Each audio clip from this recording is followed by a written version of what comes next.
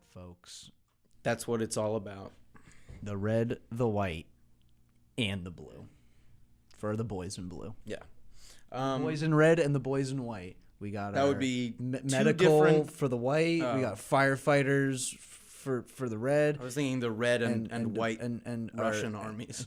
Oh God. In the Russian Civil War. Better red than dead, baby. That's what I'm all about. That's what this podcast is going to be about, essentially. Ain't that right, Mr. Ben? I don't know. These made me feel bad. All right, wait, hold on. We have to do the... What's up, everybody? It's Industry Professionals. Today, we're going to talk about American propaganda, because last week we talked about Chinese propaganda, pretty much. We went in thinking Chinese blockbusters, and then we watched Wolf Warrior. They are inextricably linked. Yeah, that's the thing. So this week we thought it was only appropriate to do the propaganda from our homeland. Do our due diligence. Say, That's look, the phrase. Yeah. Look. Here's the thing.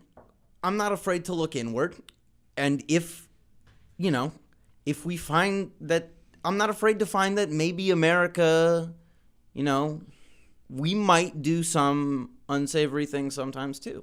And I'm willing to admit that that's a possibility. And as I watched it, I was comforted by the fact that we do not.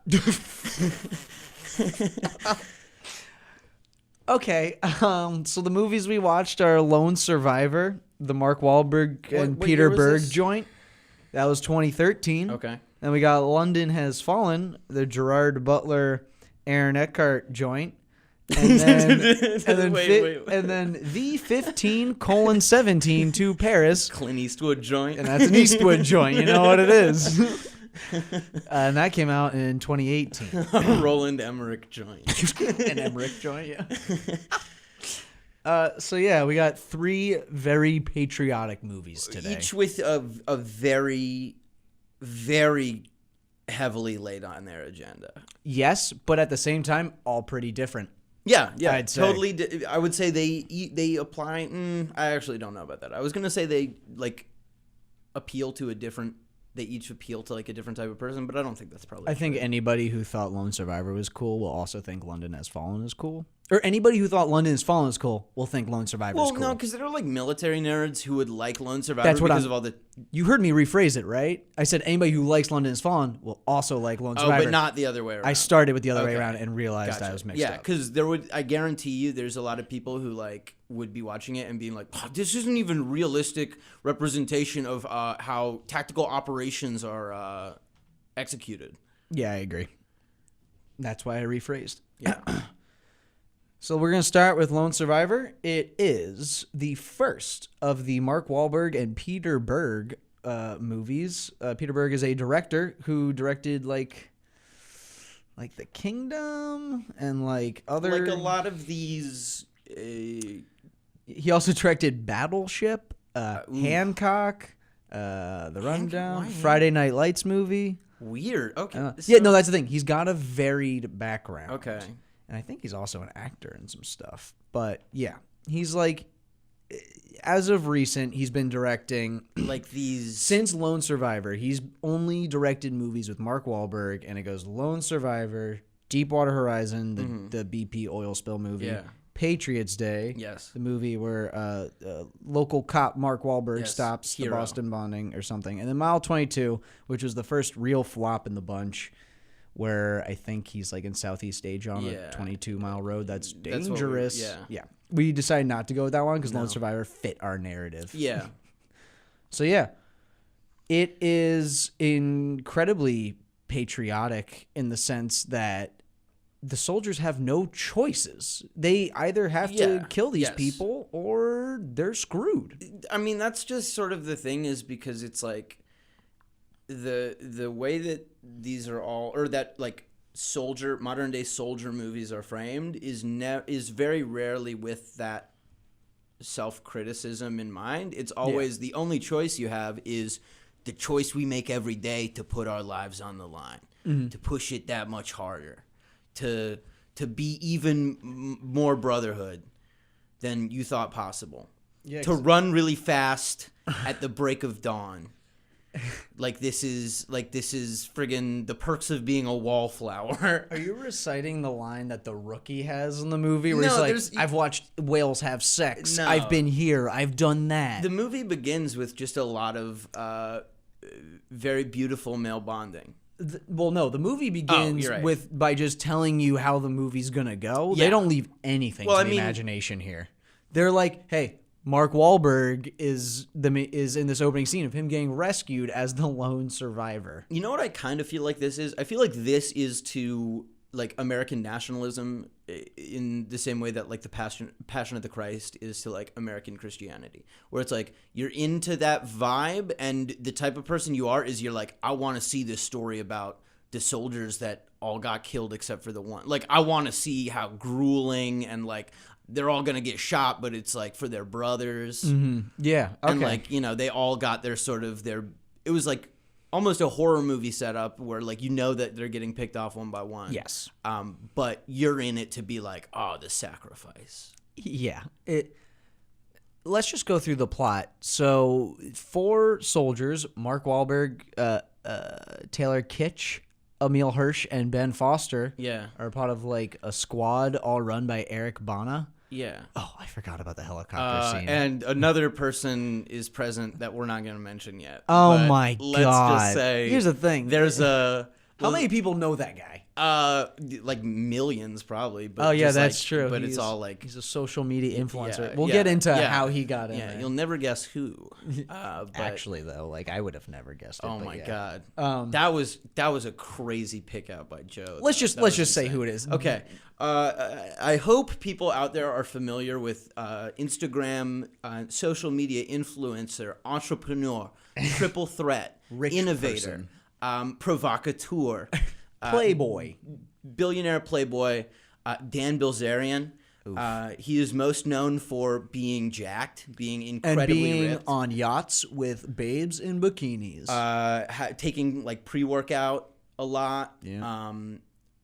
He's the type of guy who would have an Instagram story of just like a video of like a woman from behind and she's in an infinity pool, and like next on the edge of the infinity pool is like Protein shake. I was gonna say like a rolled J, a crisp J, where it's like you know what I mean. He's like living the life. I know how to cut loose. Yeah. Yeah. Okay, I got you. I smoke the finest. You know what I mean? Oh yeah, baby. So yeah, that guy apparently He sucks. He's so bad. And he's hold also on. like he paid $1 million to just be in got the his movie. money's worth. Like he literally, and part of his contract was he have what was it? 80 lines. And then he have like at least 10 minutes of screen time or something like that. Yeah. And then he ends up with 1, and I think he says one thing. Yeah, maybe? yeah, I don't yeah. even know if he says anything. Honestly, I that don't makes think me he does. respect Peter Berg more by being like, I'll take your money and just not. That's not true. have not that. I'll take your $1 million, but we're not gonna do that. Yeah, no, that's pretty awesome, I guess. But then he's still in the movie. It's hilarious because his politics are also like real bad. Yeah. You know, he's like a weird like libertarian bro. Okay. Yeah. Yeah. No, he sucks. He's actually like a parody of a person. Yeah, no, I when I first saw the Instagram account, I thought it was a joke until I realized how I saw it, and it was like a person that I followed him, and then I was like, oh, the person that I follow is not somebody who I want to follow. Yeah. anymore. Like, That's always. I didn't that's realize I always was still shocking. following them. That's Yeah. always shocking Yeah, so when you're like, who that I'm friends with follows like Ben Yeah. Shapiro, and then What you're is like, that all oh about? god, I'm still friends with that person. I still know that person on Facebook. But yeah, so let's get back to the plot. Yeah, based sorry, on Dan Bilzerian. But that yeah, was just we had to go on that we had tangent. to. Yeah. You know I had to do it. Yeah. Sorry, Dan. And so 4 soldiers are sent out to Afghanistan because there's a bad guy. Hold on. Ahmad Shah. Ahmed Shah. Yes, he's a Taliban leader. And all they're doing, I think, We see him Is roll up surveillance? to a village and be mean to them and like kill a guy. Yeah. I mean, it's actually like very much in the same way that like Iron Man. They're just like the way that you show that a terrorist group is there is you just have them show up to a goat herding village and just like hassle them. Yeah, exactly. Like you show like the common man. It's like push them around, taking their stuff. Yep, exactly. It's not unrealistic. And like, that's probably it's probably the main thing that happens is like extortion of. But then he's like an older dude, and then he's got a sidekick, like a sexy Oscar Isaac. I don't know. Oscar Isaac is a sexy Oscar Isaac. Yeah, but this guy, he's like I don't know. He's pulling off a look. He's very fashionable. Oh yeah, he's got a lot of eyeliner on. So they're here to get this guy. Are they, tactical style. Are they there to kill him? Or I thought they were just there for surveillance. First off, the army doesn't kill people; they neutralize them. True. They don't do anything they don't have to. Which we find out. Exactly. That's the crux of this film. But yeah, no. Well, they do missions. Is what they do. I'm looking and at the description. Our new and mission. it says they're just doing surveillance. Oh, okay. Oh, that made more sense because I was like, "What are you guys doing? Are you not? They're why just are you not spying shooting on them? these people. Oh, in the they were woods. just watching them. Okay. Yeah. And where credits due. We'll get to it. But all right. Yeah. So there's some credit basically, due in this movie. they're hiding in bushes and trees in the forest. You are skipping a lot. Am I? Yeah. Okay. So I just want to get through the basic plot. No. I mean, before we even get there, there's a lot that happens. Well, okay, yeah, go get into it. So it starts with they run together. It's like very Top Gun. It looks like an indie movie. Yeah. That's why I said it's like the perks of being a wallflower. Yeah. Okay. Yeah. Where it's like the lens flare of the Afghan sun gleaming off of the planes and stuff as these two ripped dudes are just like running with like acoustic guitar. With acoustic guitar, it is very beautiful in a way. And they push each other hard, and it's just guys being dudes, and they like he runs in front and they're neck and neck, and then they get to the end and there's a line showing that this happens where Mark Wahlberg is like, "No, I'm gonna get you one day," and he's like, "Hey, maybe when we get back home, we'll run around track together and buy horses, and we'll buy horses." Well, that's Ben Foster's thing, right? Is he has a Taylor girl? Kitsch? Okay, Ben Foster's the one who's witch looking. Well, I was gonna say everybody has their problem. Like Taylor Kitsch has the girlfriend back home with fiance with the horses. Fiance wife potentially. No, because the wedding gift is gonna be those horses. Main dude, he has something, and Ben Foster's problem is he has this condition where his eyes keep getting closer and closer together with every passing moment. And so do his sunglasses, man. But yeah, and then there's a rookie who they're all hassling. Basically, it's just like a fraternity at this point. It's just like guys giving each other a hard time and just like hanging out. Yeah. They're busting each other's balls. Yeah. But it's because they love each other. They're all bros. Like, the rookie shows up. The rookie shows up and stands in front of everybody to do a thing, and everybody starts throwing like, garbage at him. I hate you. Yeah. And then Eric Bana, the leader's like, no, guys, give him a chance. And then he starts up again, and immediately, boo. Yeah, boo. Nerd. Sit down, nerd. Yeah. But it's all in good fun. They all love each other, and then he does the Napoleon Dynamite like we do dance. in the military, where, again, like everyone's really chill to each other. Exactly. But yeah, the rookie does the Napoleon Dynamite dance, which is I think a good idea. Good idea. It's a good thing to have somebody do because he's like, tell us a little bit, it's like a talent show or something. Yeah, and he does the Napoleon Dynamite dance. Yeah, and that's like pretty good. Yeah. And then he gives a speech that sucks. He gives like a long speech about wake up at the crack of dawn every day. I've seen whales have sex. Yeah. I've been from Kalamazoo to Montagu. And, It's like all this weird, like lilty, like sing-song rhyming turns of phrase, and then it's as they do all the suiting up and like it's like over a montage of them getting ready for the mission, wiping the black stuff under their eyes, and there's propellers start. Yeah. Because they're going out there again. They strap on their 1,000 goggles that you now have. The helmet with the robotic goggles. Yes. Yeah. Like in Spy Kids. The gift from Spy Kids. And they're going to get this dude. Yeah. And then they're in the woods and they're doing their surveillance, the four of them. And then suddenly a bunch of goats start walking up, and people from the town, I guess, or the village or whatever it is, just see them by accident. It was like a huge coincidence. He trips onto a bush. They or were something. there for a day. They were there for over a day. They slept there. That I thought was actually my favorite part of the movie.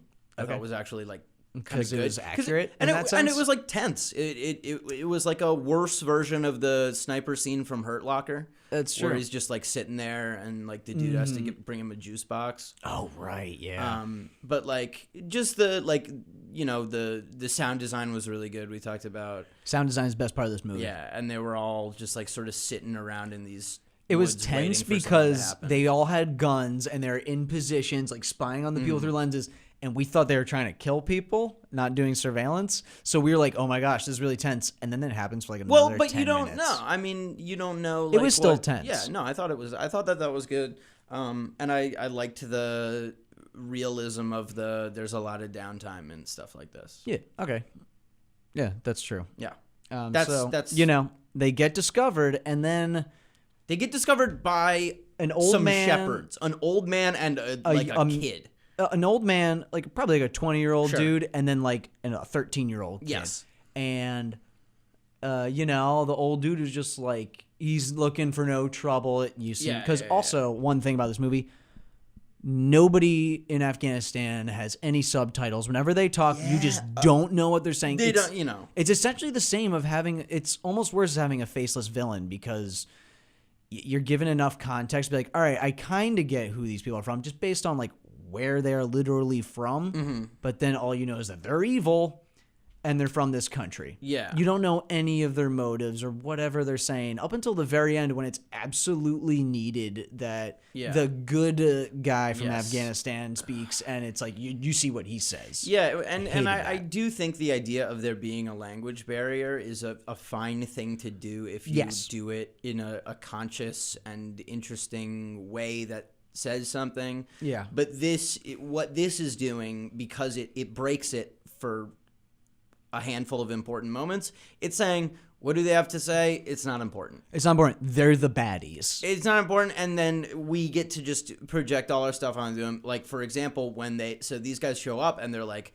they're innocents, but they blew our cover, right? Yeah. So they like zip tie them, and they're like, hey, yeah, eyes on the ground, like don't look. And the one dude's like, no, look, they're bad. Like, look at how much he hates us. He's just staring at Yeah. him and he looks angry. And it's like, you guys just Yeah. tackled them Yeah. and tied them up in the woods. And I you're don't American soldiers. I don't understand why they would hate like these superpower guys that come from the sky and just like mess their stuff up on the daily. Yeah, just like- like parachute in and like zip tie a bunch of people. He talks about he's like, oh, do we need to extract? We can burn all these goats and make smoke signals. And it's just like needless like Yeah. disdain for And like there is the scene where they're talking about and like 3 out of the 4 of them are like, let's kill these Let's guys. just kill these It's- guys. It's them or us. Oh, and then Mark man. Wahlberg I is forgot like, about- no, we need to set them free. And then there's a line where you find out why Mark Wahlberg thinks that way. And he just says, do you know how that's gonna look? Yeah. CNN, dude. Nobody's gonna think that this was okay. And it's like, are you saying it's not okay? Are you saying other people are gonna think it's not okay? It was the way it was. It's it very was done much is, not is okay. it's like, hey, they wouldn't understand. They don't get that we're just doing our job, right? Exactly. Sometimes you got to kill an old man and a kid. And another a dude kid. because you can't understand the words they're saying. Sometimes you need to shoot them in the woods. Yeah, and like CNN wouldn't get it and would somehow smear these heroes Yeah, and make see- them look somehow, I don't know, monstrous, I guess. If you even could. If you could. But yeah, and then you're like, oh, that's just the reason why you're not killing these people? You still have horrible intentions. Yeah. Like, yeah. And you know that the audience for the movie is supposed to be like, oh man, sometimes that's what you have to do in a tactical op situation. Yeah. And I think they end up letting them all go. But they are immediately punished for it. Yeah, the one It turns out 20-year-old dude. they were bad. Yes. They were bad. Yes. They had like this could have been some sort of point about like, not jumping to conclusions about everybody, some people just live in Afghanistan. But I think this is what happened in real life. that's fine, but it's just like Don't include the And then scene my in other real thing life. is we talked about this a little bit, which is that like if you're a kid in one of these like rural villages that's like harassed by the Taliban on the reg, like I don't think you can be blamed Yeah. for snitching on one of the dudes who tied you up in the woods. You and, 100% should not be. No, that would be I don't ridiculous. I don't think you can be painted as like an evil. No, yeah, like the line where he goes, "Look at them, they hate us." Yeah, It's like, yeah. open your eyes, dude. Look Yeah. at what you're doing to them. Yeah, Like, of absolutely. course they hate you. They had enough reason to hate you before you even got there. Yeah. Because of all the people who got there before you.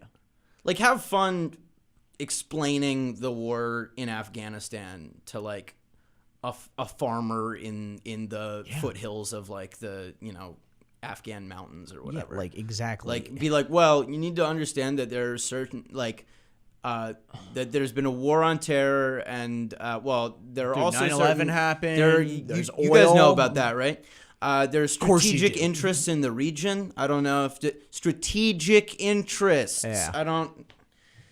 Look, dude, we're just doing surveillance. Yeah, it's that.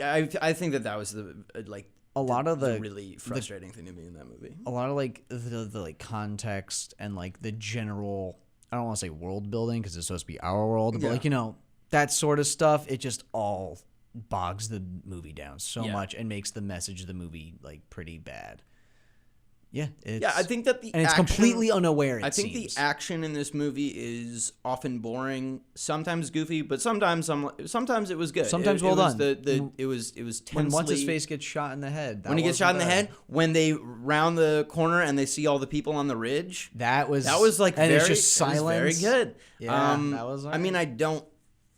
It's what. And then it comes the down thing to a is few that- moments that are good, just like on a technical level, because Yes. they do some visual trickery with Yeah. audio and So then all hell breaks loose, right? So they let these guys go and are punished. They're trying to evac in the evac zone because Yep. it's LZ is hot.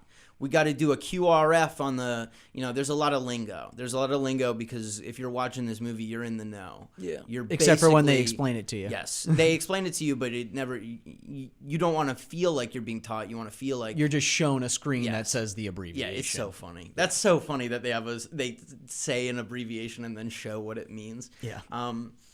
But like, so they're trying to get out, and then they realize they're surrounded by Taliban everywhere.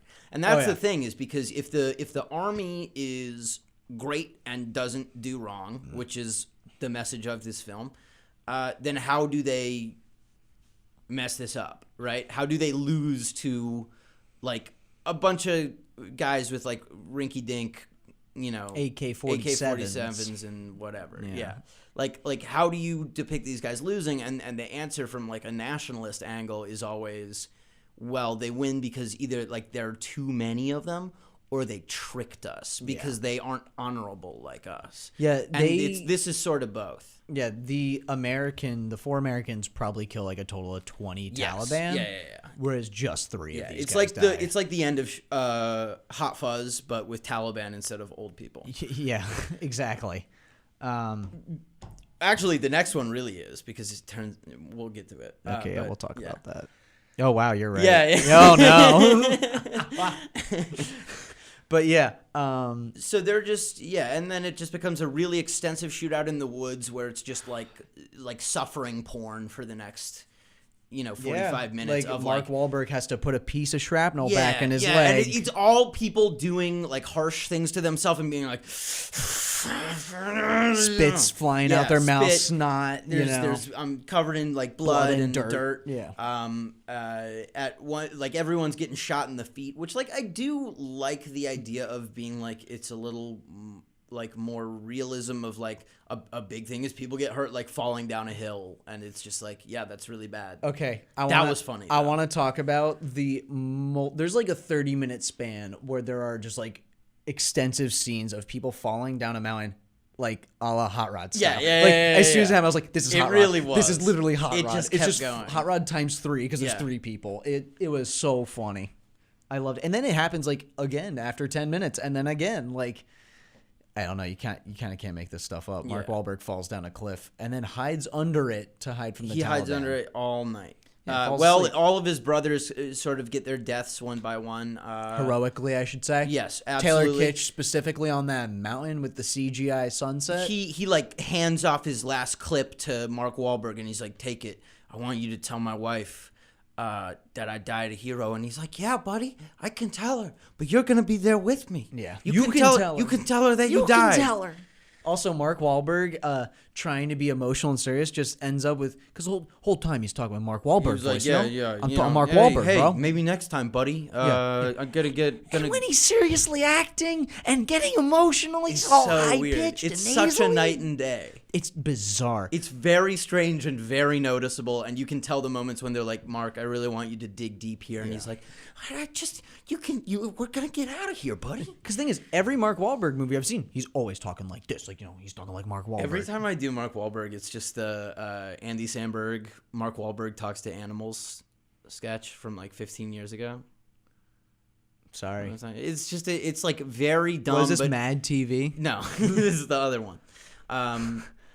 And it's not even worth going into because it's just a vehicle for him having an okay Mark Wahlberg impression. But Sure, it's yeah. just like Wait, who is the Mark Wahlberg impression? Andy Samberg. Oh, that may. I saw this a while ago. Yeah. Okay, yeah. But yeah, he goes into this weird like breathy high register that's very strange. Yeah. The Taylor Kitsch gets shot and it goes all quiet. He gets shot on the CGI mountain. The 3 shots in the spine. On some like weirdly CG environment, whereas everything else in the movie has been like pretty good, like natural, like environments and sets and stuff like that. Yeah, like it all good looks locations. What I assume would be how Yeah. it should look. It looks like it was filmed in. Yeah, and I Washington or do Oregon. appreciate that it wasn't.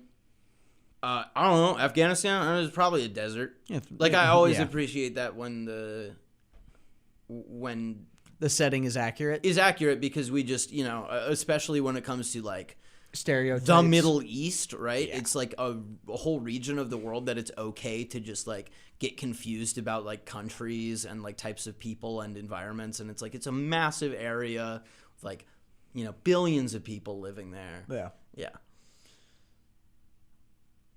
So that I thought was nice-ish, but then You also loved all the scenic shots, especially the ones with helicopters. the helicopters looked great in this. They were something- very sleek copters in this Something film. very funny that I found out about Ben this week was that he has a weird affinity for helicopters and They look cool, man. shots of helicopters like landing where like everything's being blown That's away. sick. That's like, sick when it because like does you know that. when you watch a movie and there's a helicopter landing in a field and all the grass is like facing away and fluttering. Yeah. Well, in this one, Ben And then got, you have to get out and like yell above the sound of the blades. Yeah. that's Ben always got cool. the other version of that, which he didn't know existed with sand. Yeah, blowing that was out. bad though. That was like goofy. No. You liked the sand No, one. the you, sand- You didn't like the one with all the dust The balls. chunks. Yeah, the chunks when was it, stupid. when it blew chunks at the screen. No, I'm talking about the very end when they land and it's like the sand, and you're like, okay, see, that's cool. Oh, that was cool. Yeah, exactly. that was actually pretty sick.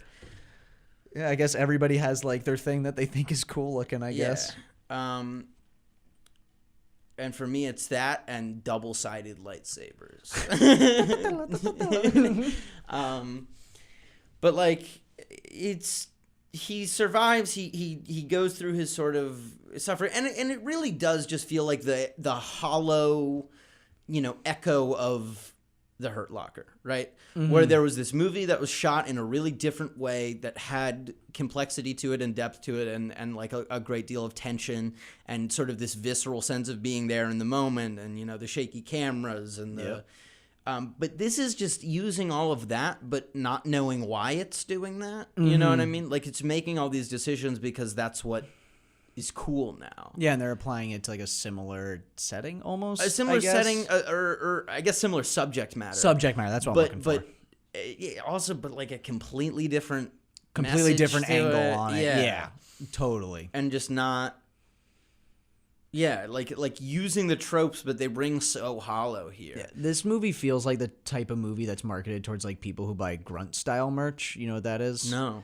It's like T-shirts and such promoting guns, and like there's one that says "Come to the Aloha Snack Bar," and on it is like a dude in a turban being like "Oh," and it's supposed to be funny because Oh yeah, no, yeah. No, it's Stuff for, like it's that. for like your broy people who buy a shirt that like is a picture of a skeleton and it's like when a trucker goes to hell, Satan says like, Hell yeah. "Oh man, these guys are too badass even for me. Yeah, exactly. You've all seen the black T-shirts with the skulls and the big text. Yeah. Big silver text. Yeah, no, at one point we were laughing really hard because it was like a pathos moment where they were talking about, you got a special girl, a special lady back home. Yeah. He's like, maybe when we get back home. There's a lot of maybe when we get back home going on in this movie because they're soldiers. They're not getting home, folks. And he's like, maybe you can introduce me to that girl we met at the Coldplay concert. Oh my God, the Coldplay concert. Like, he's like, remember that really cute girl that we met at the Coldplay concert? Hey, buddy. Yeah, I'll buy you your horses. I'll cut down the trees. Yeah, they talk about they're going to build a stable for their horses. Yeah, he's got to clear out 15 acres of trees or something. Yeah. What? No. I'm going to cut down the trees myself. Ma'am, no. What? No. And then it's just sort of a shootout for the rest of the thing. There are some good moments. Well, up until the last 20 minutes when Mark Wahlberg gets helped by people of Afghanistan. Which this is actually a real nosedive in quality. I think the moral low point was absolutely the kids being evil and like we need to kill these kids, Yes, but we can't. that was the media will think that's it's where bad. I felt at the bottom. But this was, I think, the just worst. This is like payoff, This is just but the in crummiest the movie worst is. sense. It's just like lamest. It's like, hey, see, some of them are good too. yeah.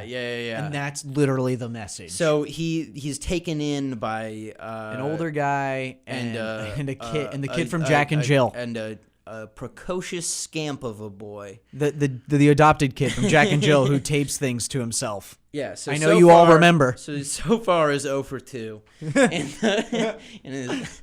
But like he gets taken in and he can't talk to them, but he's like, doing badass surgery on himself. Oh yeah. And like Oh, get me the knife. the old man is like, screw the Taliban. Like, Yeah. I don't speak English, but I know Taliban. And then he's like, F the Taliban, but he doesn't say F. And we're like, yeah, dude, he's like us. And then One of us. He's like, are you from America? He points to the flag and he's like, no, that's the flag of Texas. Yeah. Something. And then the kid is Tex? like, Texas. No, and he's like, yeah, kid. Yeah. Texas. Yeah. Wow. And it's just, it's very like, Yeah. And then he's like, get me a knife. And the kid gets him a duck. And then he's like, no, a knife. And it's then like goofy language. and then the barrier adult stuff. comes with a knife and tries to kill the duck. And it's like, no, I need the knife. And then the Taliban roll up. They find him. There's a lot of punching and grunting. There's a lot of explosions. They like drag dirt him out into the explosions. street and they're gonna behead him because they always behead. It's always beheading. Grab that machete, is go to the log, is and like behead. the fearmonger trope of choice for. Oh, yeah. Like absolutely. Because it's the most Yes. barbaric thing you can do. Yeah. It's the most savage and other. Ugh. Yeah. I mean, anytime we have an enemy that doesn't look like us, they like even back in like World War I, people were like, "Oh, the Germans are like monsters." Yeah. Like they eat babies, and like it's ridiculous. And like of course these things happen. I'm not saying that these things Germans don't eat happen. babies. It Yes, happens. It happens. Yeah. And then he gets shot by our hero, the one good one. You want me to find his name so we can reference him? Sure. Boop, boop, boop, boop, boop, boop, boop. Boop. Oh, my God. I'm looking at the cast, and Dan Bilzerian's like one of the first things that pops up. I think his name is Gulab. I think the good one's Gulab. Okay. I think, yeah. And then they get him, and then they bring him back in the helicopter. And Yeah. at the beginning, we thought he might have died. Okay, here's the thing. You thought he might have died, but the movie is called Lone Survivor. I didn't think he died. And the book is written by the guy who survived it, and that's what the movie is based on. That's who Yes. Mark Wahlberg is playing. And in the opening scene, Mark Wahlberg flatlines. I just didn't know it was and they're Mark zapping Wahlberg him. in the first scene because he was so covered in like blood and dirt. Oh, okay. If you didn't know it was Mark Wahlberg, No. then fine.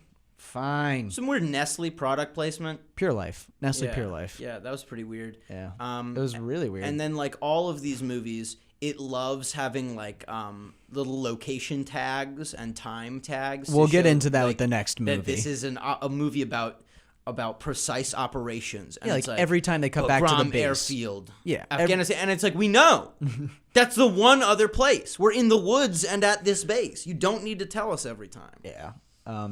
Also, forgot to mention that this movie is the second Movie Pass film we've watched. What? Remember? Yeah, no, I remember, and why? Like, this was is also- weird, man. I feel like that's going to be the narrative that emerges from us doing the show. Is like we unravel the conspiracy of Movie Pass. That would be sweet. I would love to do that. But the weirdest thing to me is this movie's from 2013. That's when Movie Pass was still $50 a month, Yeah. and nobody really had it. Yeah. And they were like, we're gonna do this. Yeah, and then they did the $10 a month thing, got famous, and then everybody realized it was a literal scam. Yeah. Yeah, I got signed up for Movie Pass 3 times after I tried to cancel it. But they have solid Literal originals. scam. That's the thing. Dude, Lone Survivor, Gotti. Gotti is like, that's like the, you Gotti- get the Nintendo Switch to play Yeah. Gotti. Yeah, you you know get what I mean? Movie Pass to watch yeah, Gotti. You get Movie Pass to watch Gotti. It sells. 'Cause that's the only movie Movie It Pass sells will let you subscriptions. watch. It's their Game of Thrones. Yeah. Like be another man like me for 5,000 years. Man, how crazy would it have been if Lone Survivor was dedicated to John Gotti's dead kid? You said that when we were watching it, and it was like, that was so funny. Oh my god! I just wanted to give Can it to you the imagine? audience. Like if you, because it also like that this is the type of movie that ends with like real pictures of them. Oh, yeah. So it's like, I'm sorry. Yeah, it's all right. I We'll let the audience was decide like, whether no, it's just because I just be like forgiven or don't care. You know what I mean? It's like, I mean, to be fair, I think the last 2 episodes have started with like a body sound, like I burp, and then there's no one where I just go like, it's my favorite Neil Cicierega album, Body Sounds. good one. Yeah. Everybody got that. Yep, and even You're welcome. what's best is that the people who got it think it's really funny Exactly. because it was a solid, It's a multi-level, a good joke. one. Gotti. I mean, this movie is not. It's not like technically the worst movie by any It's well stretch made. of the imagination. I think it's finely made for the most part, and I think there are moments that I'm like, that's a well done moment. There's money, and there is some creative force setting up like how a scene is shot and how it plays out. But never do we or does anybody involved question the validity of any action taking place, Yeah. or even whether or not any action is you have agency over any of your actions. Yeah. It is you respect them because they suffered and because like they died. they did what they right? had to do. Yeah, and it's like they didn't had to do this. Yes. Like no one has to do this. Yeah. Like And now no, they're this is it's not like you're defending your home country from anything. Like you're out. They're doing surveillance. You're doing surveillance on a dude in like Taliban in Afghanistan, and you have to have the scene of him being in the. No, that was the thing is you have to have the scene of him being in the town and seeing guys that like America, because otherwise, and even your like most USA rah-rah troops guy watching this movie will be like, well, why are we even there then? If it's just It would have been if it's just great. good men getting killed, why are we there?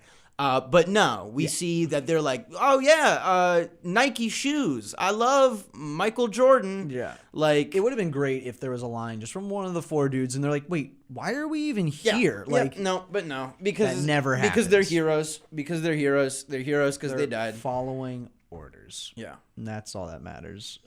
We've been talking about this one for a while. Do you want to move on? Yeah, because the other two we watched are more interesting. in Yeah, we probably start every out with way. this one because we were like, we don't know how much we Yeah. could talk about this movie. Yeah. Turns out a lot. Yeah, sorry, Dan Bilzerian. We're moving on. Dun dun dun dun dun dun dun dun dun. You want to do another national anthem? London falling. You suck. London's falling, y'all. This movie is incredibly racist. Yes, this This is movie- like a racist This is like Die Hard, but if he was a racist and we all were supposed to love that. Okay. So this movie is the second in the Fallen series. Second of 3, cannot wait. There probably will be a third. It's called Angel Has Fallen. That's what I was gonna. I think it's called Angel, but wasn't sure. Which I don't even know what that. I hope they go to heaven, and that's what it's about. I don't care what else happens. That would be incredible.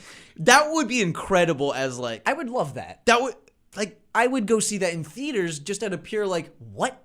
I'm in. But Okay, like, sure. but like, or as like a satire of like this is the end point of this ideology. Is they're Yes. defending heaven from the bad guys. God. Yeah, Right? first it's their home base. Yeah. Then it's an ally. Yeah, And now it's heaven. Making sure no undesirables get in, baby. Lock and load.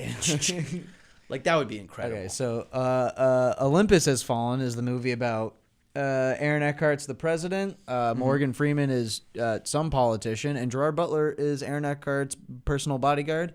And the White House gets attacked. Yep. By Koreans, I think. Oh, I think sure. it would only make sense. Isn't that on the wrong side of the country for like North Korean shenanigans? No, dude, they've infiltrated the White That's House. the thing about all these is This movie is because realistically, like this stuff can't like.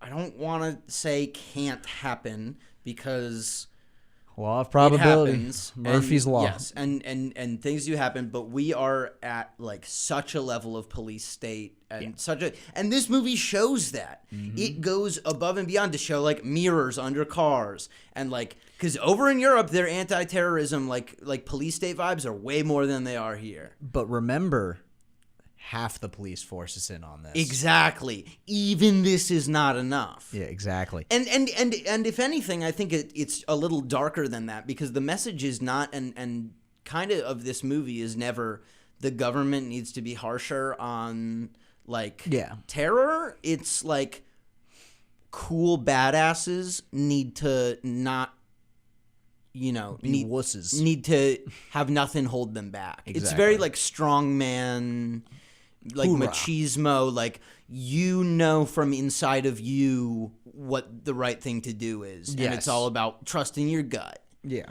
So the British Prime Minister dies, and all the world leaders gather in London to pay their respects.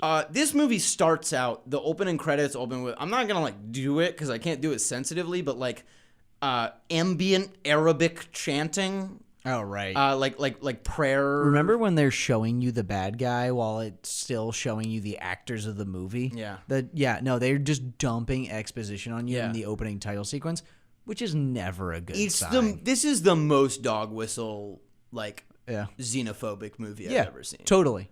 And it turns out that the prime minister's death was planned, and that to get all the world leaders together so they could terrorize them all. Not to say this movie's bad, but like What? but No, say this movie's bad. there's a lot to like here. No, It's a mixed bag. But the I mean, this is like even too much credit to say that it is not an effective movie because it's like we shouldn't even be at that level of discussing its merit. Yeah. But like they really take the wind out of the sails of the surprise terror attack at this when everything is like now also what you need to know about a funeral with world leaders is that this means all the world leaders will be there. Yep. This is so highly protected. It's the most highly protected event in the world, they say. You see a news report talking about how all the world leaders are here, so it'd be really bad if something happened, which is why everyone's protecting it. And then you're like, you see, how far are we into this movie? 20 minutes? I see. Like, yeah, and then you meet what was not Angela Merkel's name? it was like Angie Misha. Yeah, it And was like no, this was the thing I only got on the rewatch. So I rewatched this movie today. Lay it on me. And we get little name cards for all the foreign dignitaries. We get name cards for literally For everybody. everyone. Like it's bureau, like Gotti again. Bureau chief. Yeah. Joey the Chin. the Chin. Like Undersecretary of Defense. Like Stevie Goose Rags. And they're all like negative stereotypes. Oh yeah, totally. I didn't pick up on this the first time, but so we have our dude, we have Angela Merkel, who like basically like Brexiters hate. Like she's like their boogeyman. If you're like reactionary right wing person in most of Europe, she's like your Antichrist. or like your Alexandra Ocasio-Cortez, or like your she's the one that or everybody, Sarah Palin for like liberals at the time. You Like, harp on this them is your and- yeah. everything wrong. Yep.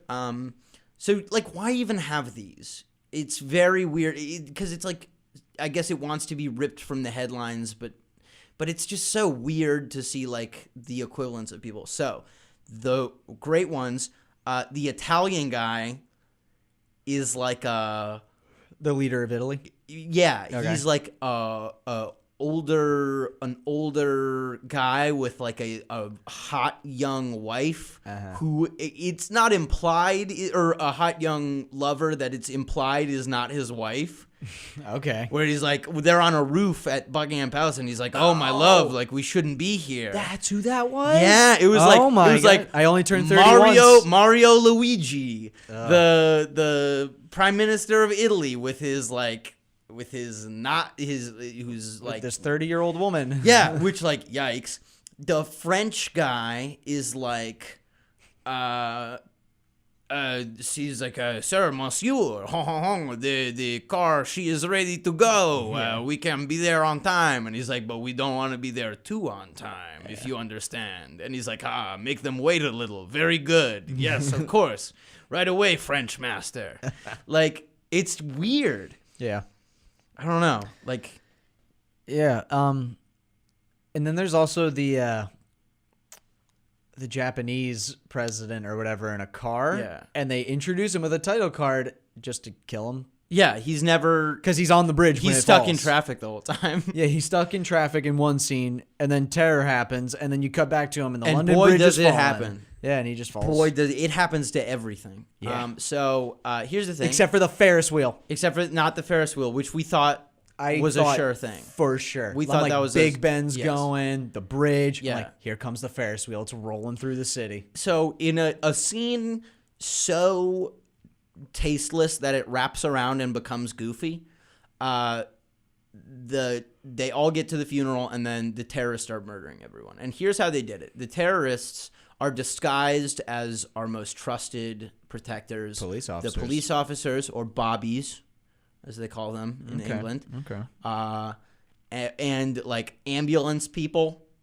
Yeah, EMTs. Yeah, like which is so insidious because it's painting a picture of like, this is the lowest of the low, and also somehow a way that you can still tell somebody watching this movie, no, you should be scared of everything all the time. Don't trust because anything. Just because, all things about our police state tell you that like we are going over the top to keep you safe from terrorists, they still organized like an elaborate like infiltration of us.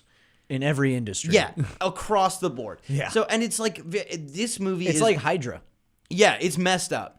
And it's like all these people's greatest fear, of course. And then so in the scene so tasteless that it wraps around and becomes kind of hilarious, you have this moment of senseless violence, and the Buckingham Palace guards, some of them are bad guys. Yeah. So the with the tall beefeater hat And the red coats. like turn around and just start gunning down with like civilians, muskets and which is like no, they have rifles. were they real rifles? I Yeah, thought they well, were that's muskets. the thing that kind of weirded me out when I saw them in real life. Is I was like, I always assumed they would just be a You have a musket, sword but at the no, end of they that. have like an automatic rifle. Why would they not? Yeah, okay, that makes sense. But and now I'm like, also as soon as I saw that, I'm like, I'm an idiot. yeah, now I feel like an idiot, and it's over the airwaves. But like, they just start gunning people down, and it's supposed to be like gut wrenching, but it's like they're wearing the beefy, like it's like objectively. It's silly. also something to watch the scene from The Dark Knight. It's like but the with, beginning of but with- Snatch. No, but remember, like the scene Dark Knight, but it's with British guards, and it's like Well, funny. this movie is The Dark Knight. Yeah, there's 30 minutes of Dark Knight. It has in this. Aaron Eckhart in it. It's blue and gray. Aaron Eckhart as like a politician, but who's badass, right? Yeah. This whole movie is him doing the scene in The Dark Knight when he tries to shoot at him, and then he like unloads the gun, and he's like, if you want to assassinate a representative of the United States, I suggest you buy American. Yeah. And then everybody's like, woo, because he's the president, but he's like, Here's the other thing that's so good. This movie's like a parody movie. This movie is like what a dumb movie within a movie. Yeah, would it feels be. like characters are watching TV in a movie, and this is what's playing. Gerard Butler saying, "Go whatever" to go back to whatever. Yeah. And then like the shots of the White House where it's like, dun, dun, dun, dun, dun, dun. And then it's like the White House, 0600 hours. Yeah, exactly. Like it literally, I haven't seen that done in not a parody in a really long time. It was in like genuine like drum roll. And then it's Aaron Eckhart and Morgan Freeman's like, well, Mr. President, in case anything goes bad, here's a 44 revolver. Don't have too much fun. And then Aaron Eckhart's like, you know me. And then, he's like, well, yeah, anything to get away from the wife, you know me. Like, yeah. And then there's the vice president is in this movie, and the whole time the vice president is in like, this movie. no, like the vice president in this movie is like this weaselly guy. No, the vice president is. He's this weaselly guy with who glasses. is- who He's is- Trumbler or whatever it is. I'm trying to find the name. Who is Morgan Freeman then?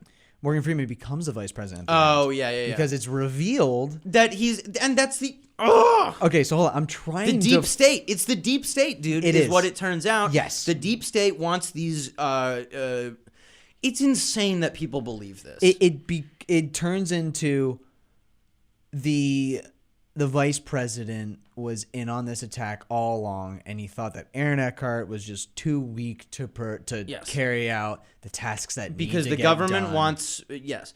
We're on a brink of a third world war. That's what he says, and that's his reasoning. And this is what people believe. They're like, yes, the elements of the government want, terror attacks to happen and want,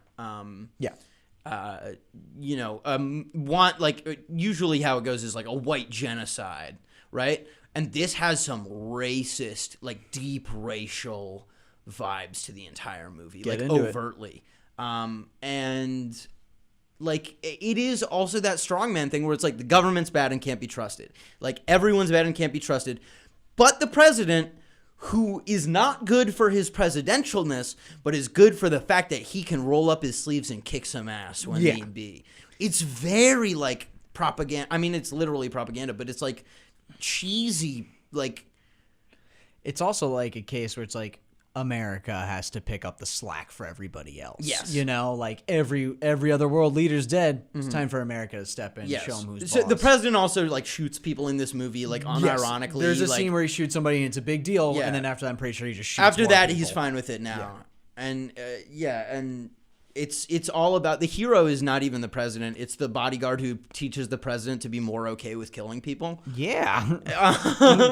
Gerard Butler. It's messed up. And then the they're gonna behead the president live on TV. Oh, I forgot about and that. Here's another thing that I've noticed only upon doing some research and watching it a second time. Sure. There's a lot of stock footage used in this movie, like an unusual amount of stock I footage. totally believe that. The reason it's weird, and I actually mentioned this the first time watching it, being like, that's a weirdly empty Times Square for the president That's right. is being live streamed Yeah. about to have his head cut off.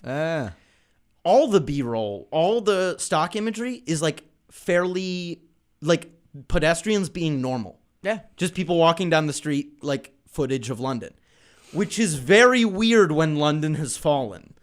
Like, and all this stuff's going down. Nobody's like hiding. No, it's very surreal. That's true. I didn't even think of Yeah. that. Whoa. I noticed it way more the second time. Interesting. It's insane. And then Also, the any computer effect in this movie looks like garbage. they look bad. Remember the scene where the president's doing a jog with Gerard Butler, and then they're standing outside their car, and they're just for some reason, like they're on the street, but it's clearly a green screen, and like the way they're moving is like a little choppy. Yeah, and you're like, yeah. What? Yeah. Just go to location. Yeah, no, it looked like when you're like old movies when you have like you're in a car and the background Yes, is just like yes. moving wildly around.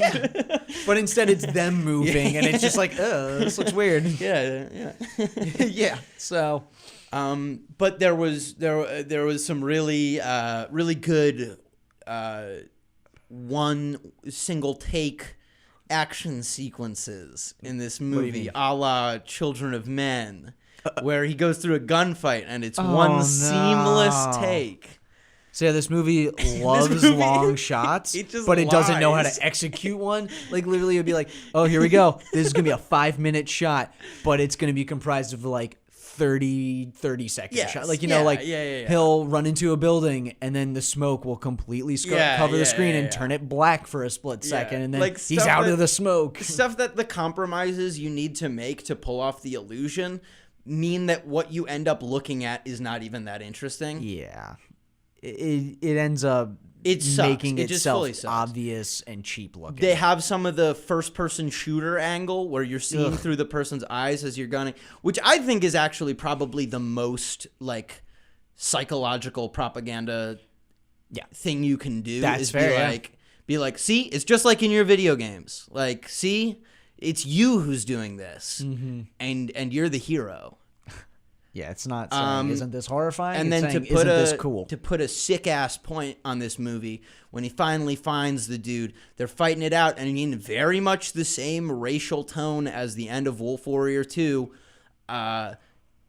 Gerard Butler says, "You know what? You say death to America, but in 5,000 years, we'll still be here, and you won't." Yeah. And then he stabs him like 8 times, and it's like, Yeah. really like. Watching that, I was like, "Oh, jeez, dude!" Like, This movie has is- gratuitous violence at points, like full on, like multiple I stabs. think on the it same just body. like this movie just revels in hatred. Yeah, It just is. It's an down, angry movie. It's down with hating people. yeah, It's down with hating people. and that's the message. It's like, hey, if there's somebody who hates you, you should beat him up and kill him, and you should stand for what's yours and never stop fighting the good fight.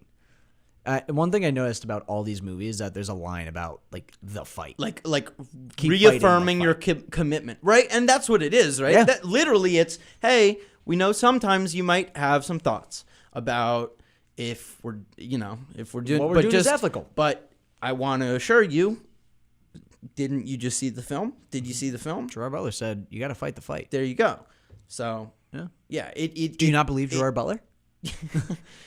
we focus grouped it and found he was the most trusted. There's something about him, dude. I just trust the guy. Anything he says, I'll believe. Remember?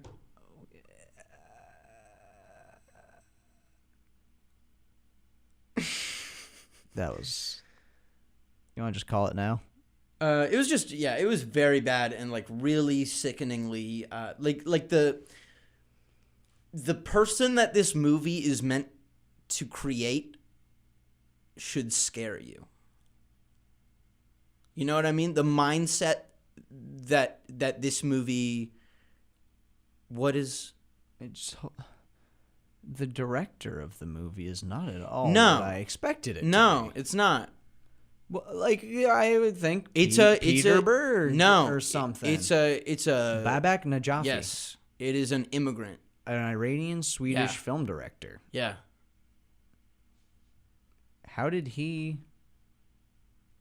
How is he like, yeah, I put it out, boys.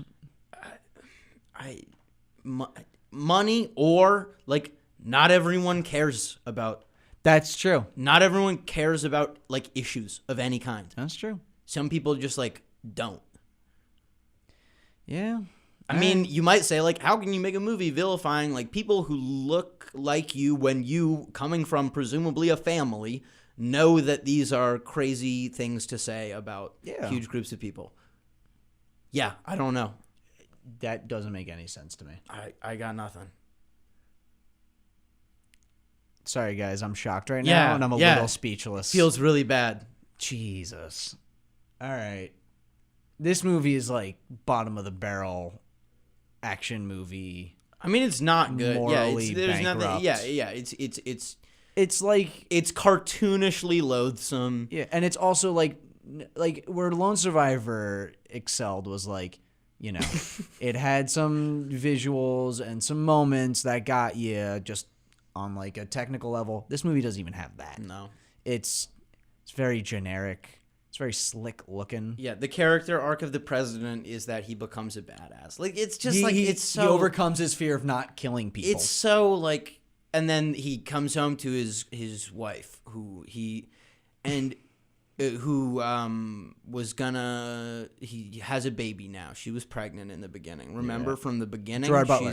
Yeah, Yeah, and they're she's painting the thing room. from the beginning. And he says, "You know what? I was gonna resign. I was gonna become the opening's him disillusioned with writing this the letter. system." Yeah. But no, He this just has closes his This has laptop. reaffirmed it. Yeah. We're back in the game, baby. Stay the course. Gerard Butler's character arc is, I'm going to stay the same. Mm-hmm. And that's the lesson I learned. Yeah, dude. After all that horrific events went down. I learned that nothing can keep me safe except for hatred and a willingness to commit individual violence. Nothing against keep me safe people except for who- me and my gun. Absolutely correct. Yep. Yeah. Do you want to talk any more about this movie? No. Because we got a bigger fish to fry we have All right, everybody. a grouper. So, Delicious in some ways, but disgusting in others. yes. Okay, so this movie is called The 1517 to Paris. It is about a real life story when back in summer of 2015, 3 Americans two of which were trained in the army and our army people. Yeah, not like high level. They were just one of them. They were like on an army base. Yeah, they're on army base, And they just happen to be on this train when there's a terrorist attack. And a man with an AK-47 and a pistol tries to shoot up a train, shoots one person, but then they're able to stop him. Yeah. That is the real life story. Clint Eastwood decided to make a movie about those people, about those 3 guys, and thought, who better to play them but themselves? So Clint Eastwood got the actual Spencer Stone, Alec Skarlatos, and Anthony Sadler to be themselves in this movie, a fictional version of themselves in this movie. Which led to some very strange moments. We'll get into. There are a lot. We'll start with the opening lines. So I just want. What are the opening lines? Okay, so our 3 characters are driving in a convertible. Wait, I remember. Nothing has been said yet, and the races of these gentlemen. No, it starts with. Oh, nothing's been said yet, but we saw it does the same thing where it starts with the incident montage and is of- then we got to roll back. Oh, right, yeah, okay. I bet you're wondering how I got here. Yeah, exactly. It does one of those. But the beginning of our story is narration from the African American man out of these 3 friends, Yes. and he says, "What do you think a brother like me is hanging out with these crackers?" He doesn't say crackers, but Pretty sure he says crackers. it's definitely or white boys or something. Yeah, something like these Yeah. Yeah. milk toast. Yeah, you know. exactly. And he's like, but these guys, these are my best friends when Yeah. I was in 3rd grade. Yeah. And then it starts from them in 3rd grade So and what goes to then their adulthood. I want to just, before we get further into it, express my feelings, which is that this movie started as one of the funniest, most ridiculous, so bad it's good. Almost movies. immediately, Ben and I were excited because we were like, we didn't know it was going to be We didn't this know it was bad. this bad when Judy Greer says, My God is bigger than your statistics. yes, when Judy Greer says, my God is bigger than your statistics. And it has all these weird, comedic actors. Anti-education message. like right there. comedic act, like the dude Yeah. from Reno 911 is in this. Yeah, the dude from Ryan Nunn, Pam from The Office, Judy Greer, Tony Hale. Tony Hale. So, Julia but White, over time, yeah. I think this movie does some things incredibly well and interestingly. That being said, it also simultaneously has some of the most ridiculous, insaner than. I mean, there's the one, but just moments that you can only get in a ridiculous thing like this. Just the horrible acting and awful writing. Oh yeah, this But- the 3 guys who are the heroes in real life and in this movie, they're horrible actors, as you would have guessed. And it's not their fault that they're horrible. It's very funny to watch. It's hilarious. It's bad enough that it's fun. It sounded like porn dialogue, not like porn porn delivery of 'Cause dialogue. it's just so wooden. where it's like, hey man, I heard that you were gonna be serving over in Germany, and I was wondering how's that? You go to any parties? And then the guy's like, yeah, I'm going there right now. There's a club. It's crazy, bro. You should see it. Yeah. like it's so stiff and like It's so awkward. And even the kid actors are the kid actors are horrible. That was wild. He rips up. He's like, "Here's my hall pass." Yeah, he and rips up the his election 'cause poster. he lost. Yeah. Um, Oh yeah, a school that also just sends you the principal's office for no reason. Yeah. Multiple times. The same 3 kids. but I think this movie does some things that are like incredible.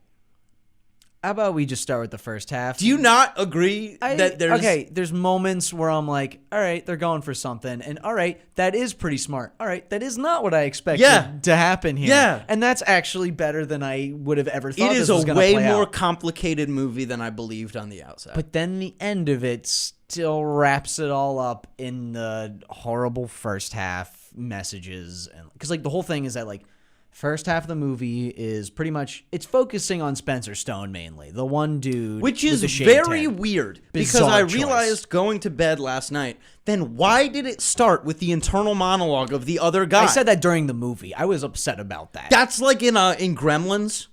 Yeah, How Gremlins yeah. starts with the guy being like, "That's me. I'm an the dad. inventor." Yeah. Something, and then it ends with him being like, "Well, that's my story." No, it was not. That was not your story, bud. That was your kid's story. But yeah, so it centers around Spencer Stone, who is really disinteresting. He looks like if. And it is. I'm sorry, because this is a real person. Well, I mean, we talk stuff about the lone survivors. Yeah. Which is also probably bad. Yeah, because they're dead. yeah. So, but like he looks like weird. Oh no, he looks like when you make a custom character in a video game and it just starts at default. Yeah, Like default white guy. like shaved head, square jaw, looks Blonde sort hair. of like skinny Jonah Hill, but like lamer. a little bit of an underbite. Yeah. Yeah. Oh, he looks like the orc from Bright. Oh, that was it. He's Jordan Bright. Yeah. He's Joel Edgerton in Bright. Oh man, this movie was hilarious. The Okay, kid so yeah. dialogue was abysmal. So it starts with their childhood and basically shows you, hey, this kid has trouble in school. He has ADD. Yeah. And that's the scene where the teacher's like, hey, your kid has ADD. And Judy Greer's like, I believe in God. Yeah. You know, and Which like we were both floored by because we were like, we thought it would be yeah. going for subtlety Yeah. in no. any way. No. But But then here's the thing, that whole the God aspect of it doesn't really show up doesn't. again, which is bizarre. I think that's supposed. I think that this movie is complicated, man. Here's the thing: are you gonna say that Judy Greer's line is supposed to be like, I don't want to say ironic, but you know, like you're supposed to not agree with her? Here, Is that what you're gonna say? let me challenge you. You said you liked that the Catholic school was depicted as being bad. Yeah, everybody hated the Catholic school. Yeah. But that I am. How is that I'm different? so biased. But I'm so but biased. the movie makes the decisions to show, hey, a lot of the people who work for this institution aren't great, don't care about it. But you're supposed whatever. to care about the mom. It's the mom of the main character, and she's a good mom or whatever. I mean, they don't really show it, Yeah. but there's never a point where you're like, you're not supposed to agree with this woman. Actually, there is. She's like, there was a scene where the neighbors called and they said you were running around with a skinny black boy. Something, and they were TPing. I don't know why I even come in here. Every time I talk to you, I'm just disappointed. I don't think she is supposed to be a good mom. No, she's not supposed to be a good mom in that scene, but you're still supposed to feel for her. That's probably true. Because then right after that, she slams the door and she starts walking, but then pauses and takes a moment to breathe. And they make sure to show you that to show that she's not a monster. She didn't want to do that. Yeah. Okay. I mean, I'm just saying, it's so... She's human, dude. Yeah. She makes mistakes. She yells at her kid that she's disappointed in a third grader. Constantly. And it's not because of all the guns he has. It's because he's TPing a house.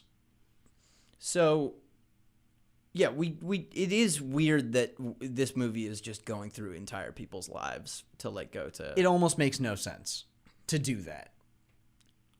Yeah, it's weird. Because Like- I mean, undeniably, the moments of the action were like the most intense Actually and like gripping and like content. gripping and Yeah. like absolutely And there's that's no way just around 15 that. minutes Yeah, of a movie. and it's all build up, and I don't think there was ever anything. You say build up like there's things leading up to it. It's not. It's not. There's no build up. They cut to the incident and then cut back to the past for most of it. Like, they'll show 15 seconds So of the incident.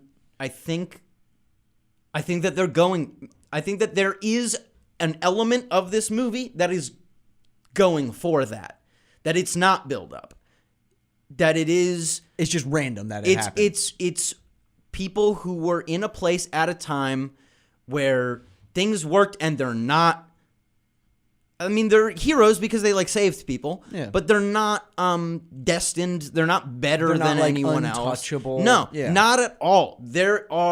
It is uncompromisingly realistic in a lot of things, including the normalcy of them and their life experiences. This is where it started really getting to me, is when we see them in like Italy and in They're in like, Germany specifically during Germany, a bike tour. and they like And they're at the apartment complex now where oh, that's Hitler- not even what I was. Oh, really? Okay, No, never I was mind. just saying they're in these tourist places because they're not serving in a combat zone. They're like these dudes. They're just in an army base somewhere in Europe. Like, it's kind of cool. Like, they're having a good time. They're going to clubs.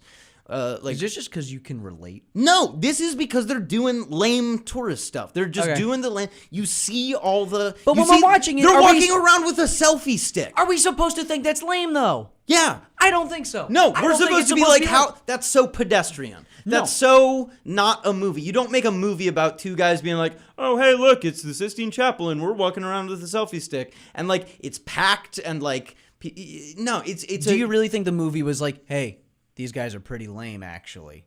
Do you actually think that's what this movie was trying to say? You actually, like, yeah, maybe like trying to make them relatable, like normal people with selfie sticks, because that's something that people have and do when they're on vacation.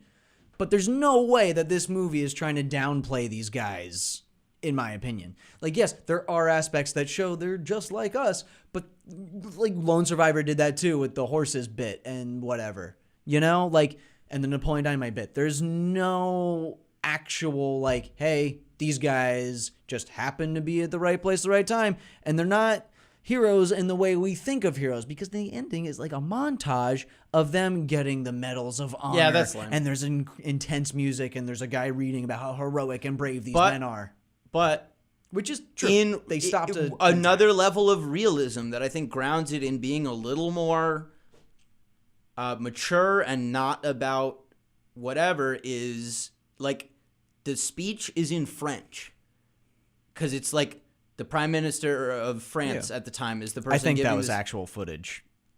But either way, that if one. you're like a dude who loves London Has Fallen, you're gonna be like, what? Yeah, I have to hear this speech in French. Like, why aren't they getting America stuff? Like, no, it's you see, they order red wine in the train. That's the true. woman comes through the train and is like, hey, do you want anything? And he's like, I don't know, can you have a red wine? That's not what dudes drink. It's not. It's like That's it's true. it's normal in like these painful ways. They're at a club, but it's like not like sexily shot. It's just like flat. I don't know if that's like intentional. That might just May be I Clint read from a Eastwood. review? That might just be Clint Eastwood's flat filmmaking. May I read from a review that I happen to agree with? Now, it doesn't mean that just because it's a review, it is right or Yes. better than. Give us another opinion. We need somebody else to step in.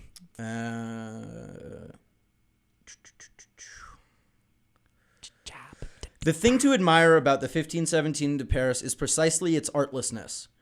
Mr. Eastwood, who has long favored a lean, functional directing style, practices an economy here that makes some of his earlier movies look positively baroque.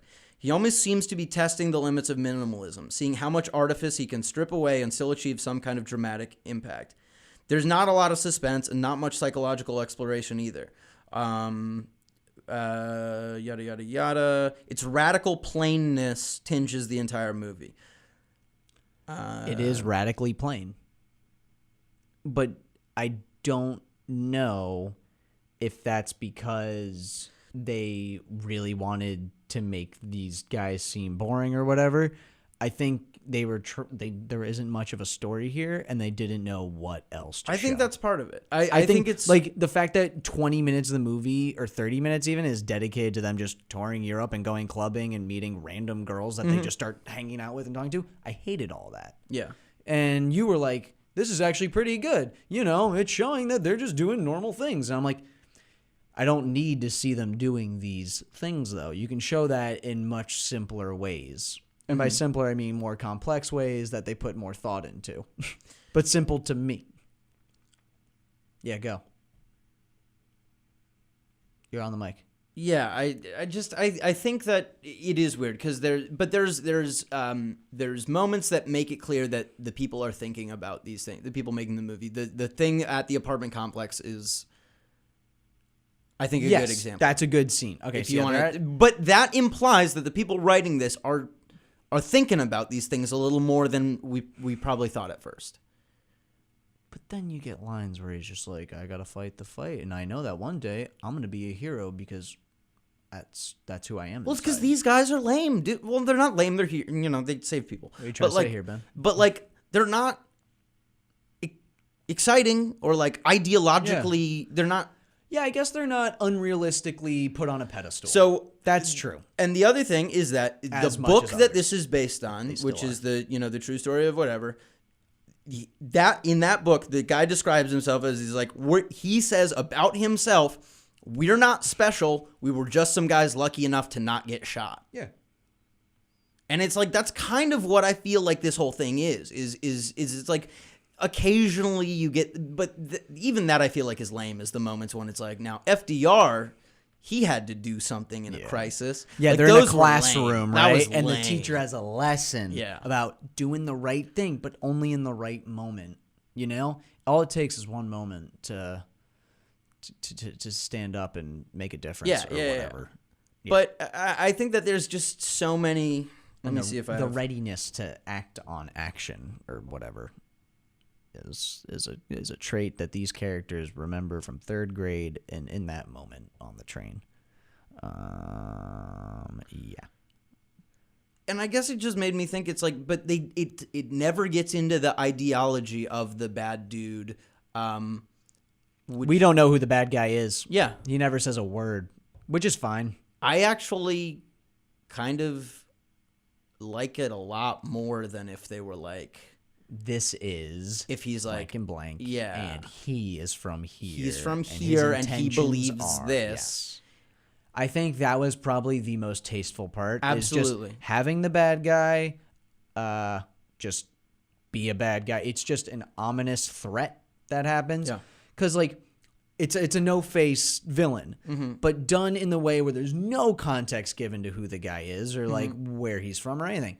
Whereas in Lone Survivor, it's a faceless villain, but you're given enough information to get some parts and then have bad stereotypes and horrible messages sent out. Whereas this movie, you have no idea who the guy is. But I guess I'm just saying, and overall, though, does this not exactly subvert what you thought when you heard the premise? It's going to be about the people who foiled this terror attack, starring them in real life. Is this true. not kind of the exact opposite of how you thought that it would go? Of it being this hero worship, like they get to do all the sick stunts again, reliving their glory You're not days. wrong. You're not wrong. This movie did catch me off guard in the second half because the first half built First up half to was that. very bad. First half was basically building up to what we thought it was going to be, what Ben just said. And then once they hit Europe or out of America, then it starts to get like, wait, what is this movie actually about? And then Tell us the scene in Germany. Okay, so yeah, they're in Germany and they're taking a bike tour, and one of the stops is like this building, and the tour guy's like, so this is the building where historically Hitler killed himself with his wife in the basement, blah, blah, blah. When he heard the Russian army was when the Russian army was coming. And then the two American dudes are like, hold on, we thought Hitler killed himself in the Eagle's Nest because the Americans were coming. And then the German guy's like, look, Americans, like, we get it. You guys want to take credit for everything, but like, it wasn't you, it was the Russians, and it was here, not in the Eagle's Nest.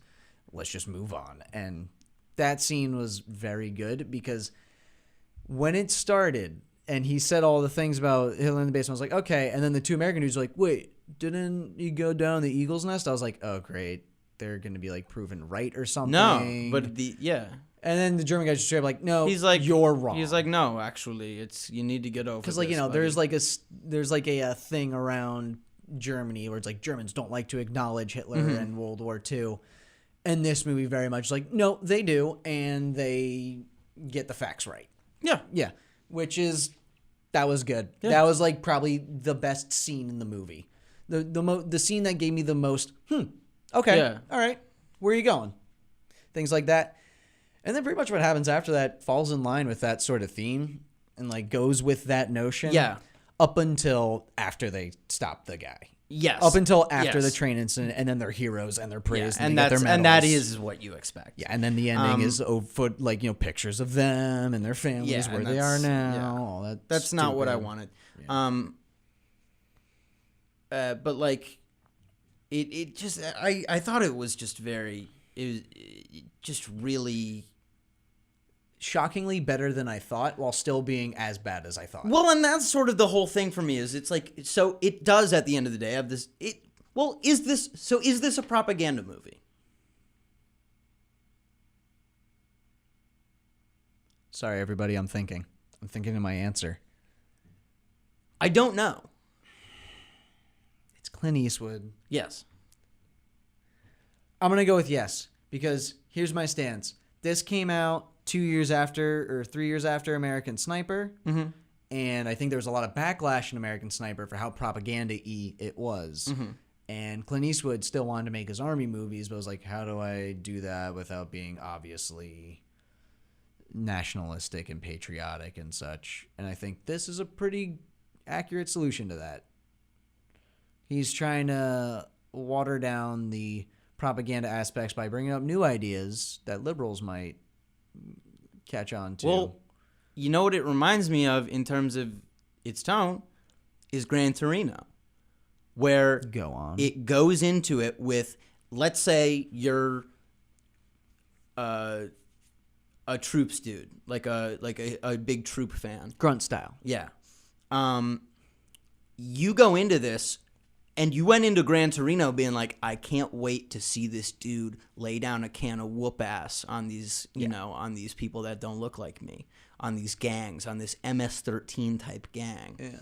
And what it becomes is a commentary on self-reflecting on that. Yep. And I think that this similarly is a self-reflection on the heroism thing, deconstructing it as the epitome of a right place, right time thing, where the dude's gun literally jams. Yeah. They don't do anything that like anyone couldn't do. They just like start punching him a lot. Yeah, they punch him a lot, and that's the solution. The dude wears a backpack over his front, like it's not sexy. Yeah, and the gun just jams, and if it hadn't, Spencer Stone would have been shot right in the face. But, and then I'm thinking, like, okay, but, like, they are still heroes. Like, that's still a heroic Yeah, no, they act. still And I did think what that other these people are the did. ways to think that you're supposed to think. There is truly awful dialogue in this movie. Yeah, you want to get into some technical things that are wrong with this movie? Yeah. Okay, everybody. This is a scene that we So watched there's like a three scene- times last There's night. this scene is maybe so powerful on its own that, like, Borderline experimental. it borderline invalidates Everything like, Ben just like said. everything about like consciousness and self-awareness. Here's the thing though, it could be on like a million levels where this is just the smartest movie, like the smartest piece of commentary of all time. Yeah, what if all that stuff was like deliberate, but in the sense where it's like, isn't that wrong? Yeah, dude. I don't think I it don't is. think so either. No but way. that would make this the best movie ever. Let's made, explain it right? to the audience. Yeah. Okay. There was a nuts thing happen to this. Okay, so Spencer Stone is in his army base or camp. Again, these people all are the real people. They're- They've known each other yes. their whole lives, and Yes. they're playing it as if they've known each other their All whole three of the lives. guys are themselves, and Spencer himself is reenacting the part where he Skyped his friend Alec, who's the other white guy, and you know they're talking, and he's like, hey man, I heard you're gonna go backpacking across Europe. Oh, that yeah. sounds like it's gonna be a crazy time. yeah, I'm just gonna go backpacking, man, and you should come, and we're gonna have fun, and oh, how's the sniper thing going? Yeah, no, I'm doing that sniper training. It's pretty crazy, you know, but hopefully I'm gonna get good at it soon. So you get it? Yeah, just like boring conversation, like all the conversations in this movie. Yes, like all the conversations. And then he ends the Skype call with Alec. Calls his other friend. He calls up his other friend Anthony. Yes. Who is the African American one? Who they've talked about his race a lot in this movie. Like he has referenced his own race many times. When it was like the Midwest mom being like, but like, and they did the handshake, and she's like, that was cool. Anyway, okay.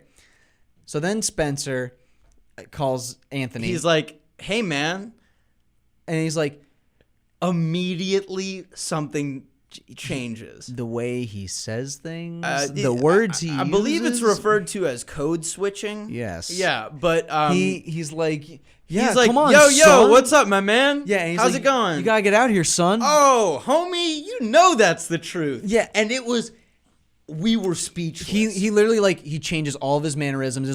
He's much more he's like, animated. You gotta come backpacking with us, dog. He's like, you gotta do this, dog. It's gonna be wiggity wiggity whack. Like all right, Ben's no, exaggerating that one's too far. But he is like, oh man, you know that's the truth. Yeah, like it was insane because I'm like, hold up. Has he just been like this to this guy in real life the whole time? Yeah, or does he always like affect persona around this lifelong friend, or are they not that close friends, and so the actual racism of this guy gets to shine through when he's asked to act? Yeah, like but that could, I feel like that's in the writing too. Do you think so? The word, he was only told to say the word dog by the screenwriter. Yeah, you know what I mean? Yeah. Like I have no idea what to. We don't know the solution. That people. We're presenting you the problem, and that's it. I hope this is coming across because it was the most transcendent, layered moment of film I've ever seen. I was sucked into it with my jaw to the floor, and I turned around to make sure Ben was paying attention, and he was the same exact way. It was night and day. He was just like, he just flipped a switch, and boom, he just starts talking, dog, son, come on, bro. Like, it was so racist. Yeah, it was so bad. We got Joe. Joe was there, and we're like, hey, remember Joe? No. You have to see this. We want to know that we're not going crazy. So we rewind like 7 minutes back in this abominably boring conversation. Yeah, and we're like, hey, dude, this is gonna be really boring. And then it comes around, and he's like, oh man, yeah, what's cracking, dude? How's it going? Like, and I was watching Joe's face the entire time, and he was mostly on his phone for the first Skype call. I was like, Joe, watch.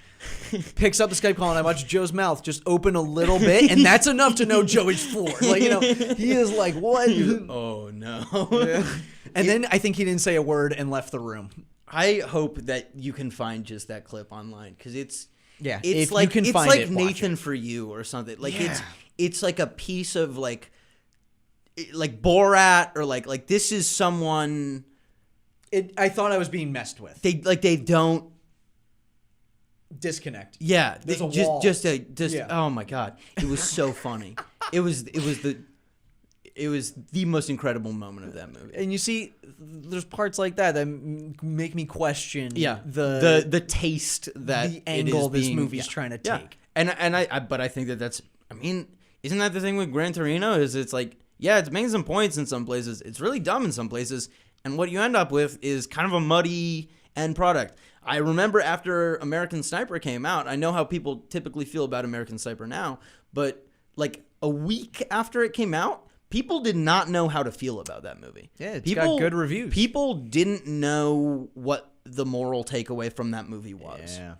I think now with sort of in the light of day, we're like, that's pretty, but in the immediate fallout, people were kind of like, well, there was some that was really critical and some that wasn't.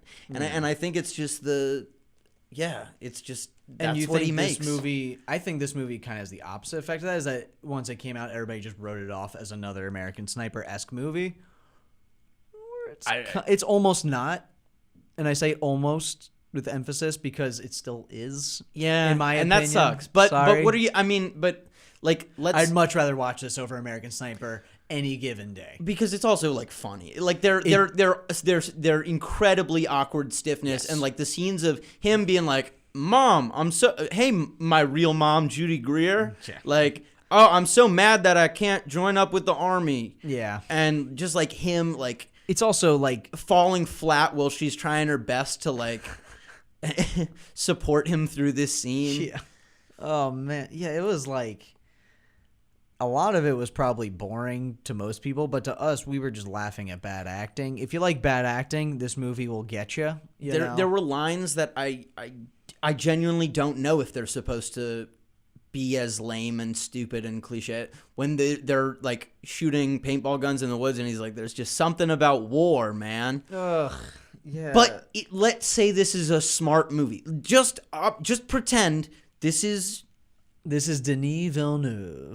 this is kidding. like That's the first smart everything director that comes to mind. is supposed to make you think about social things. All right. Would And that if- not be what you have that kid say? And the kid says, "I love war" or whatever. Yeah. Yeah. Okay. But it's not presented in such fashion. It's not. It's presented in Yeah.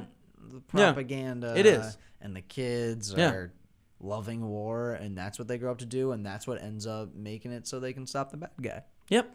It's their courage from war. Yeah, and I think that is the one thing you can't take away. And I wonder just how many things were just added because they're like, we need to show these people's lives like over a broad timetable. Yeah, this movie is so broad. It's like, oh, they're kids. Now they're high schoolers. Now they're doing a drill. Best part is that they were their high school selves. And you're like, that's clearly a 35-year-old dude. It's like how the people talk about Channing Tatum in 21 Jump Street, Yeah, where they're yeah. like, "No, dude, you're like." You're 30. Yeah. Yeah, exactly. So I have never. This is the most conflicted I've felt about a movie recently, though. oh wow, Where I'm like, this really ate at you. I think that the stuff that I think some stuff really did. Some stuff really did, like, Dude, this resonate movie, with me. This movie succeeded for you. It set out what it wanted to do. It made you think. It has some of the most hilariously bad acting and like hammy dialogue. Yeah. Like this could be on. I've seen, like, Yeah. full stop, Yeah. which is just so strange that it's this mixed bag. Yeah, I don't know what to tell you. But you love it. But I don't think that. Yeah, I don't know. I don't know, dude. This is quite the conundrum you've put yourself in. But it's never like. I don't think it ever wants you to feel a way about world events or world. Doesn't bring up any event but the train. Yeah, I mean, like, it's not like, oh, these Muslim countries are trying to get us. No, yeah, it that's doesn't have any thing that it's trying to make you think or feel other than these guys were heroic in a time of crisis. Where, like, imagine if it were not based on a true story. And we were presented all that. Yeah. I'd be like, wow, those were some really odd choices. Because already I'm like, that's a weird thing to have 20 minutes of the movie dedicated to them clubbing around Europe and meeting chicks. But the fact that it's a true story, I'm like, all right, yeah, there's not much else to the story besides the trains. And there's not. It makes sense that they just had filler and like, oh, what were they doing right before that? Yeah. You know, if this were a fictional story and that happened, I think the movie would be worse off because you'd be like, wow, this is actually a complete waste of time. Whether it was trying to say something or not, if it was like the same exact thing but just not a true story, I think it would be worse. Because then you'd be like, why are these guys so bad at acting? Yeah, no, that would be hilarious. Yeah. I think I'm good for this one. Yeah, I don't know. I mean, I guess I'm still hung up on if it's propaganda to be like these guys were heroic because they did. But I do think it is if it is, and they got that little secret sauce from being in the army. Yeah. I don't know. I guess it's up for the audience to decide. I guess so. Yeah. Each person has their own interpretation of Yeah. The 15:17 to Paris. Yeah, 310 to Yuma. This one shook me, you guys. Yeah, it really did. I don't know why. This was like another Gotti for us. Because we started yelling in the booth Yeah. back and forth at each Yeah, other. yeah. Did we do that for Gotti? Probably. I think we agreed that it was bad. Yeah, but we were still yelling. Oh, okay. It got us riled up. And no matter what, they can't take away that scene. Nobody can take away the Skype call. Incredible. Yeah. The Skype call is, that was next level. Yeah. If you can find that on YouTube or Yeah, whatever, yeah. please do yourself a favor and sit through that 10-minute slog of the scene. Yeah. Because the payoff is payoff. Yeah. You wanna wrap this one up? Yeah, I think we're good.